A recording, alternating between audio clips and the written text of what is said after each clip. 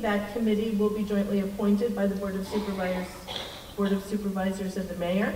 We expect those appointments to happen in April, so we'll be moving ahead with robust citywide planning with that advisory committee as well as with our city partners, most importantly and especially First Five and the school district, DCYF, with the Board of Supervisors, with the other executive agencies, and with the community, with the Provider Association, with CPAC and others. There won't be enough seats for everybody on the CAC, but we're going to make sure that we're getting everyone's perspective to the table, as well as basing our planning on data and trying to use all the data sources that we have in San Francisco to inform our decision making and get the data that we don't have. So we're working on all of that right now.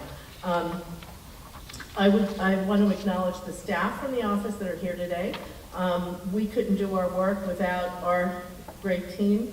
Armando Zapate is here, Carla Obando, Erica Perry, Sabrina Jones, Graham Dobson, Erica Maybaum, Jason Holta, and I don't see Michelle, but I know she's going to be here today, Michelle Rutherford, our Deputy Director. So thank you to all the staff at the office. You've come a long way in San Francisco. As you heard from Supervisor Yee and from Laurel Kluma, there's been incredible accomplishments here. I mean, really, this is the best preschool program in the country. There's the most renowned wage initiative here that's tied to quality. See, wages, again and again, we have many, many initiatives here. The Robust Family Child Care Quality Network, of course, Preschool for All, Laurel gave us the statistics there. The school district is really moving ahead. We have so many wonderful things going for us here. I can't wait to see what happens as we move ahead in this next stage of planning. We can only do a better job for children and families, and we all need to work together on that. So thank you so much. Now I'm going to move to my favorite part of the job today, which is to introduce the keynote speaker for our conference, and that is Patty Siegel, who is not only my close colleague, but my very close personal friend. Patty is the founding executive director of both the Children's Council of San Francisco and the California Child Care Resource and Referral Network. I am going to read Patty's bio because I think there's so much in there that's really important for you to know. You know, for more than 40 years, Patty's been a tireless supporter, advocate, and mentor on everything related to children, child care, and family support services. Her passion for the development and delivery of quality, accessible, affordable child care services led her to found one of the nation's first child care resource and referral agencies, Children's Council, previously known as the Child Care Switchboard in San Francisco. Patty's work, and this really means Patty's work. Patty is a force to be reckoned with. Patty's work led to California legislation providing state funding for child care resource and referral services in every county of the state, and was also almost single-handedly responsible for the federal legislation. When the statewide California Child Care Resource and Referral Network was formed in 1980, Patty began what would be a 30-year commitment as executive director. As the network's executive director, Patty was an active participant, and still is, in shaping state and federal policy that impacts children and families, and has been creative in the development of diverse and innovative programs. And there are many of those over the years, including the Child Care Initiative Project, Parent Voices, Growing, Learning, Caring, and a host of others, many of which have been shared at the national level and replicated in many other states. Patty's been honored with, numerous awards and proclamations. Her tireless commitment and passionate commitment to children and families have made her a frequent speaker at conferences. We're lucky to have her in San Francisco. Patty Siegel.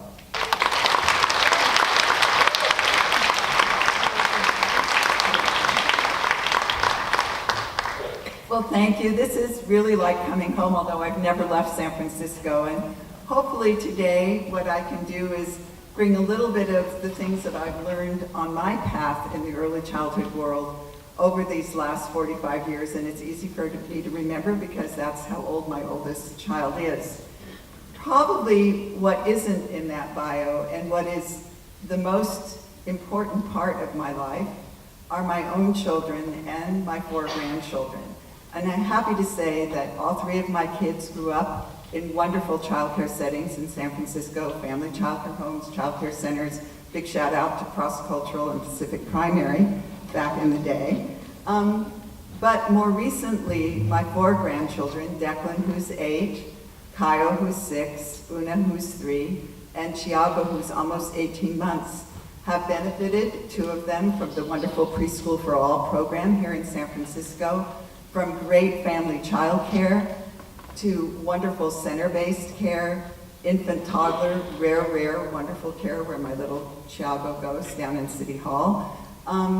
You know, and so what got me started on my early childhood childcare path was being a parent who was really frustrated that there wasn't good quality childcare available for my then 3 children, 2 of whom were twins, that were a big surprise when they arrived in 1971. I was expecting 1 baby, and lo and behold, I had 2. So it's not surprising that I had to sort of get busy working on an issue that I never dreamed would become my life's work since that time.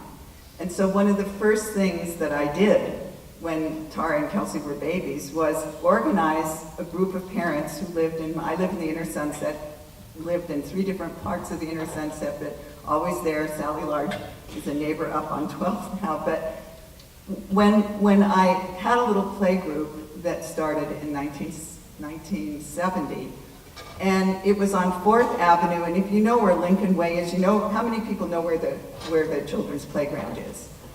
Well, to get to the children's playground from where we were on 4th Avenue, you had to cross Lincoln Way with not one stoplight. It was like, and this is what I said, with a group of moms who went with their strollers and their babies to the Community Services Committee chaired by Diane Feinstein. And I remember my testimony, it might as well be the Mississippi River, because there's no way to get across. And with those 20 parents, we convinced Diane Feinstein and the Community Services Committee to put in stoplights. So if you're ever trying to get a group of your children, your own children, or the children you're caring for into Golden Gate Park via Lincoln Way, you can thank parents, sort of think of them as the precursors of Parent Voices, for making that happen. So that's a little bit just to say to you, and from there, the Yellow Garage, the childcare switchboard, I'll come back to that. But before I talk and say anything else, I want to know how many of you here are working in childcare centers? Could you just raise your hand so I have a sense? And how many of you are taking care of infants and toddlers? Raise your hands. How many of you are family childcare providers? And how many of you are family, friend, and neighbors who take care of children in your own home or the home of others, like your grandchildren? Okay, that's me. So I want to welcome all of you, and I also want to just get a sense, I know because I'm seeing a lot of old friends, even though my eyes aren't too good today, but how many of you have been in this field for more than 30 years? Can you raise your hand? And you know what? Give those folks a hand, because they really are pioneers. And how many of you are new to the field in the last 5 years? Could you raise your hand? A special welcome to you, and stick with it. It's the best job in the world. It may not pay the most, and we'll try to fix that, but the rewards are great. So I'm so grateful to be here with all of you. I'm excited. I'm a little bit nervous. I've had sort of a quiet year this past year, where I've had a lot of opportunity to reflect and observe. And so a little bit, what I'm going to share with you today are some of the things that have sort of, you know, when you're injured and when you go through some grieving, you start to think about a lot of things. And that's sort of what the last year has been for me. Of course, it's been a year of great sadness in many ways when we think about the injustice that's taken place in places like Ferguson, Missouri, when we think about just the sense of incredible injustice and really the rage that is throughout communities across this country. I've listened, I've watched, but I take heart that I see people rising up. I see Black Lives Matter, I see the whole immigrant movement, I see the dreamers, and I see that people aren't just sitting down and saying, uh-oh. people are really trying to take charge. And I think we have a moment now in the early childhood world to join and take charge, to be strong, and hopefully today to reinvigorate ourselves, to really make a difference, to really be, as Gandhi said, the change that we want to see in the world. So as we gather today, as we gather today, we have a chance to really reflect on what we can do as a community to make sure that families don't leave San Francisco, that this beautiful city that we all adore is affordable for the poorest families who make the least money and work the hardest shift.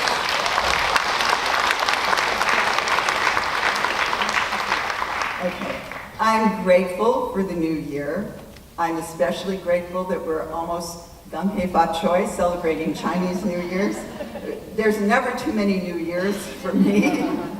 And I have been encouraged, inspired, and fired up by strong speeches in support for childcare that have come from our highest leaders, from our President Obama in his State of the Union, from Mayor Lee, when he talked about making preschool really universal for every 4-year-old in San Francisco, and more recently from the President of our State Senate, Kevin De Leon, who really talked about what it was like for him growing up with a mom who worked as a house cleaner, left home alone, and why he wants to make childcare a priority, a Democratic caucus priority for parents and providers in this coming budget cycle. So just in case you missed the State of the Union, I wanted to share with you a few of the things that President Obama said. I could hardly believe my ears, and I don't think I've missed the State of the Union. I'm kind of a political junkie, but I listened and I wept. I sat there watching it alone on my TV, and I couldn't believe that at last I was hearing the words that I had been waiting for more than 45 years. So he first in the speech talked about a family that were sort of representative of hardworking, working class, middle class families. And so here's what he said. Basic childcare for Jack and Henry costs more than their mortgage and almost as much of a year at the University of Minnesota. Like millions of hardworking Americans, Rebecca isn't asking for a handout, but she is asking that we look for more ways to help families get ahead. In fact, at every moment of economic change throughout our history, this country has taken bold action to adapt to new circumstances and to make sure that everyone gets a fair shot. First, middle-class economics means helping working families feel more secure in a world of constant change. That means helping folks afford childcare, college, healthcare, a home, retirement. And my budget will address each of these issues, lowering the taxes of working families and putting thousands of dollars back in their pockets. This is the part I couldn't believe. Here's one example. During World War II, when men like my grandfather went off to war, having women like my grandmother in the workforce was a national security priority. So this country provided universal child care. In today's economy, when having both parents in the workforce is an economic necessity for many families, I would say for all working families, we need affordable, high-quality child care more than ever. It's not a nice to have, it's a must-have.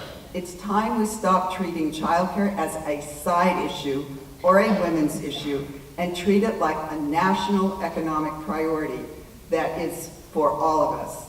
And that's why my plan will make quality child care more available and more affordable for every middle class and low income family with young children in America by creating more slots and a new tax cut up to $3,000 per year. So give a cheer. Go ahead. And notice that part of the strength of what he said was that he had a real family, real kids, real costs that he talked about, and he also talked about his own family. So he told stories, he was personal, and we're going to hold on to that thought. So today, I want to sort of build on that and think what we can do together to make this vision a reality, because it won't just happen. And I know I might have even, I've been a part of a lot of conversations saying, oh, well, it was a great speech, but too bad it didn't happen 6 years ago. I'm saying, great that it happened now. Great that we have a president who has finally said the word childcare, who has said high-quality childcare, and now has a budget proposal that would expand, that would provide a lot of expansion between now and the next 10 years, between now and 2025, paying attention to quality, paying attention to babies, but most of all, putting more money into the Child Care and Development Block Grant so that an additional 1.1 million children every month could be served. That is really important. And as wonderful as San Francisco is, we need more money in the whole system. We are blessed. We have more subsidized childcare in San Francisco than any other county in the state. I know this from running a statewide organization. And I always say to my friends in San Francisco, don't take it for granted. When Norman says, come out to the hearings, come out to the hearings. So in thinking about what we can do and thinking about those special moments, I kind of also thought about what became a little more a part of my quiet year, which was that I watched a fair amount of TV, kind of long series. I admit that I'm hooked on Downton Abbey. I watched Orange is the New Black. I relived and watched The Wire. Somebody tried to get me to watch Parenthood. And I sort of really thought, what I love about all those things while I was healing from my accident, I was hit by a bus last February, so that's one of the things that happened to me. But what I loved in what are essentially high-class soap operas, let's be honest, I love the stories, I love the characters, and I think we need to build our stories in this field so that we can make our childcare show as compelling, as interesting, and as riveted. Nobody wants to miss it on Sunday night or Monday morning or whenever it's going to show. And so in thinking about our history and where we've been these last 40 years, I'm kind of thinking about it as if it were a ministry. And here is season 1. Season 1 was exactly what the president talked about. I'm going to have to go kind of fast because, and somebody give me, oh my goodness.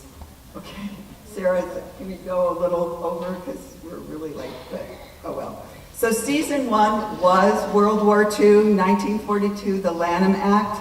You may have heard about it. You heard about it in the president's speech. When we needed us women in the workforce, guess what happened overnight? We passed national legislation, and those centers were amazing. You can drive around San Francisco and still see some of the buildings and portables that were put up in 1943 for the Lanham Act.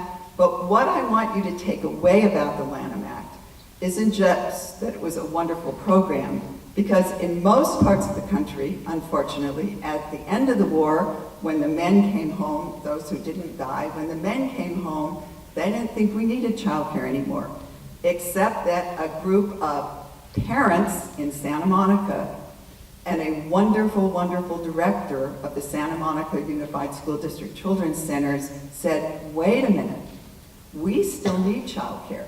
Some of us are widows, some of us need to have both husband and wife working, and some of us are single mothers. So thanks to the advocacy of working parents in Santa Monica in 1944, and thanks to Dosha Zabakowski, who was a director who really listened to parents, we have in California, we had in 1949 the roots of our state child development program in the Department of Education. That's huge. A lot of states never had a program, a child development program, until 1990 when we passed the Child Care and Development Block Grant. So what's the takeaway from that? Parents, providers together can make a real difference. Roots of our program here, the one other part of the country that kept those centers open was New York City. And New York City continues. Barb will tell you she used to work there and live there. I mean, they also have a very evolved, one of the best childcare systems I think, in the whole country.